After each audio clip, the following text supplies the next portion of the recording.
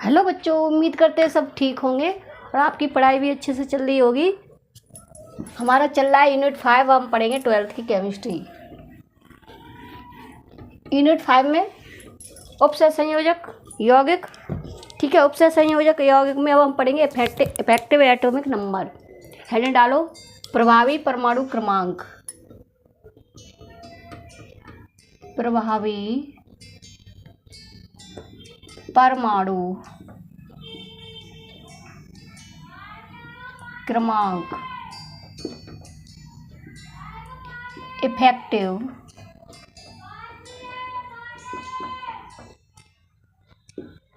Atomic number. Atomic number, ठीक है। अब क्या है एटॉमिक नंबर? इसे शॉर्ट में EAN, शॉर्ट में क्या कहते हैं? इसे EAN कहते हैं, ठीक है। इफेक्टिव एटॉमिक नंबर इसे शॉर्ट में बोलते हैं EAN। अब EAN होता क्या है? इसकी डिस्कवरी सबसे पहले किसने की? तो सबसे पहले उनके बारे में लिख लेते हैं। तो लिखो, यानी क्या है इफेक्टिव एटॉमिक नंबर क्या है? इसमें पाए जाने वाले लिगेंड और लिगेंडों की कुल संख्या और सेंटर धातु का एटॉमिक नंबर और ऑक्सीडेशन संख्या को जब हम माइनस करते हैं तो क्या है, यह अक्रिय गैस को प्राप्त कर लेता है। अक्रिय गैस मतलब इनर्ट गैस, ठीक है। इनर्ट गैस का अर्थ होता है कि वो किसी के साथ अभिक्रिया फिर नहीं करता है। तो ये इसके लिए दिया हुआ है। तो आगे लिखते हैं हम, लिखो उपसह संयोजक। उपसह संयोजक यौगिकों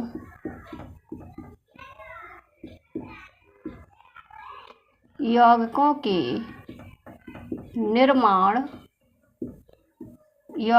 निर्माण को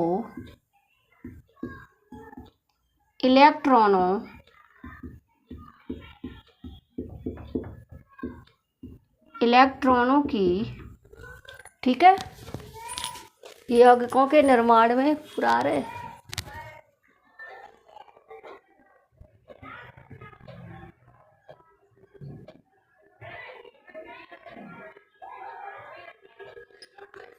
इलेक्ट्रॉनों की भाषा में, ठीक है।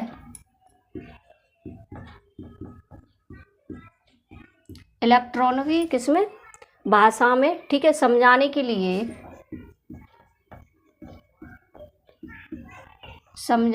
लिए सर्वप्रथम यहाँ से लिखेंगे। अब हम सर्वप्रथम किसने अध्ययन किया इसका? सिज्वक ने। सर्वप्रथम प्रयास 1923 में वैज्ञानिक सिज्वक ने किया।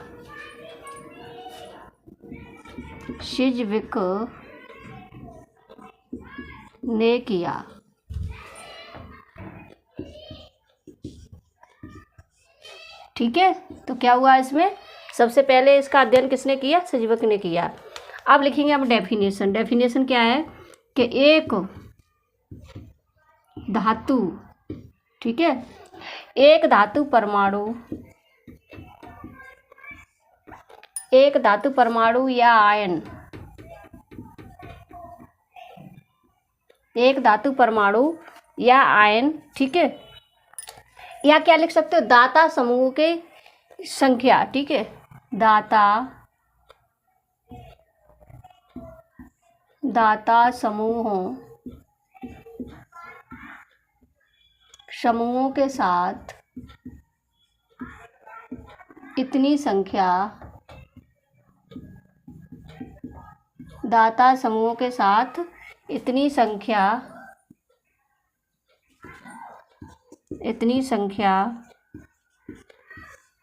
किसके साथ? दाता समूह कौन होता है? जो इलेक्ट्रॉन युग्म दे रहा था। किसको दे रहा था? सेंटर धातु को, ठीक है। दाता समूह के साथ संख्या में बंध, संख्या में क्या करता है, बंध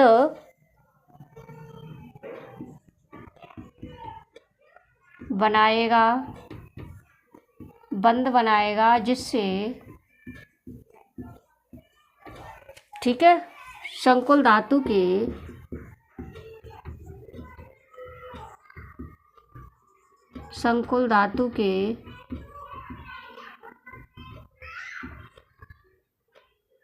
चारों ओर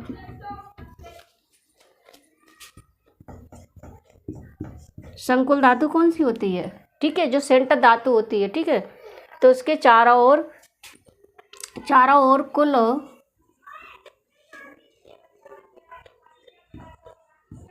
कुल इलेक्ट्रॉनों, ठीक है, कुल इलेक्ट्रॉनों की संख्या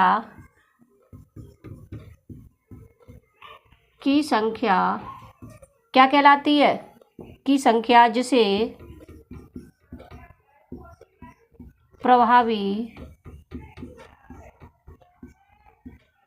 परमाणु संख्या कहते हैं।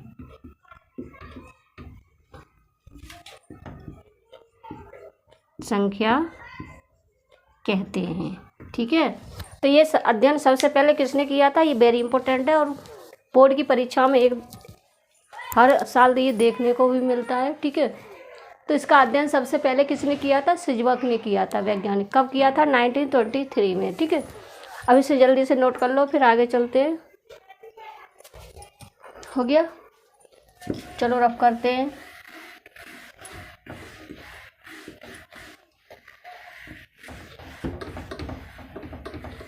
अब लिखते हैं इसका फॉर्मूला, निकालोगे कैसे, ठीक है।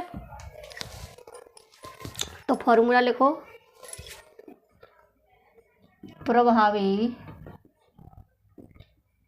परमाणु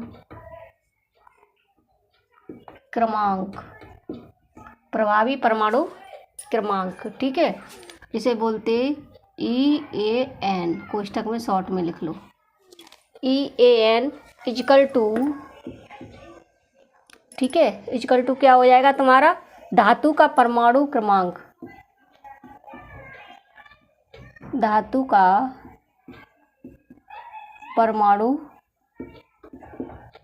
क्रमांक, ठीक है, जो धातु हमारी दी है ना सेंटर धातु, उसका परमाणु क्रमांक, माइनस क्या हो जाएगा माइनस हो जाएगा ऑक्सीकरण संख्या, ठीक है, धातु की ऑक्सीकरण संख्या, ठीक है, धातु की ऑक्सीकरण संख्या। और प्लस में क्या होता है फिर 2, यहाँ से सही नहीं यार, पूरा फॉर्मूला एक साथ होना चाहिए, आगे से बढ़ा के लिखते हैं, थोड़ा आगे बढ़ा के लिखते हैं। यहाँ से लिखो, प्रभावी परमाणु क्रमांक, कोष्ठक में EAN, ठीक है, इक्वल टू क्या हो जाएगा, धातु की परमाणु संख्या, ठीक है, धातु की परमाणु संख्या माइनस धातु की ऑक्सीकरण संख्या। ये सब हम तुम्हें निकालना सिखा चुके हैं, अगली वीडियो में आ चुकी है तुम्हारे पास, ठीक है, कि धातु की ऑक्सीकरण संख्या कैसे निकालते हैं। तो माइनस धातु की ऑक्सीकरण संख्या, प्लस में लिखेंगे 2 इंटू लिगेंड की संख्या, 2 इंटू लिगेंड की संख्या, ठीक है। अब इन दोनों को प्लस कर देंगे तो वो क्या हो जाती है फिर, हमारी सेंटर धातु की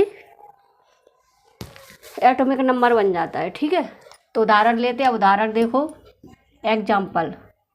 एग्जाम्पल हम कोई भी ले लेते हैं, जैसे CO, ठीक है, CO, और कोष्ठक में NH3 का होल 6 एरो लगाएंगे और 3 प्लस, कोष्ठक बंद कर दिया हमने और क्या किया, 3+। ये हमारा एग्जाम्पल था। अब एग्जाम्पल में देखो, इसे सॉल्व करते हैं। पहले सबसे पहले क्या लिखते हैं,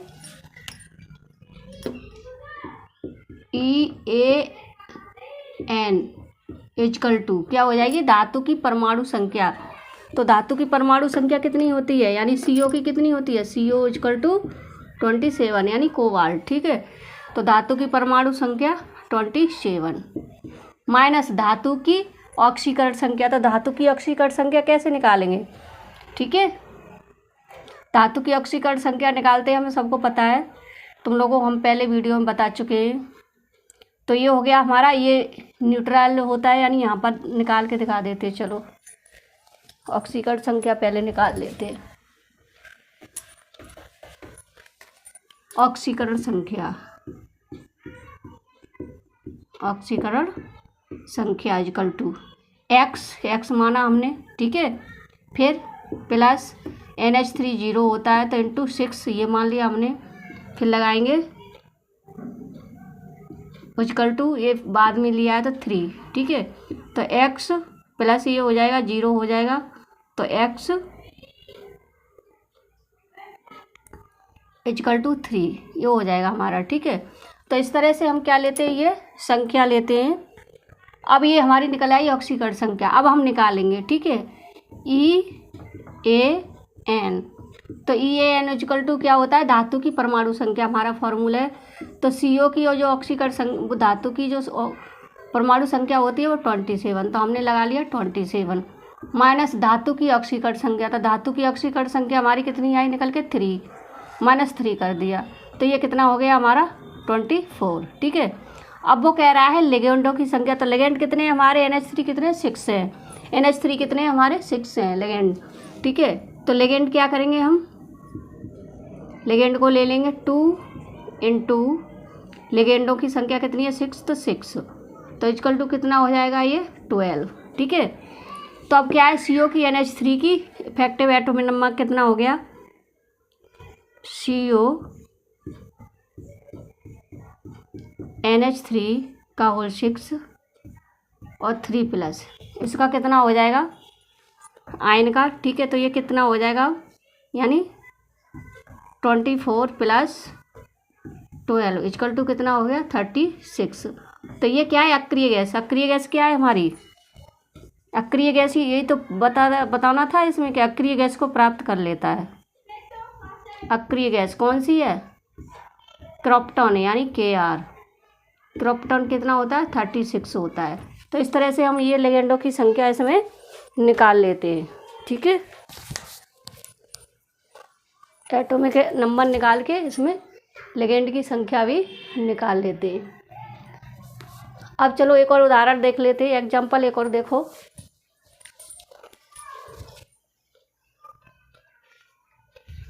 अगला देख लो, CrCO का होल 6। दूसरा एग्जाम्पल देख लो,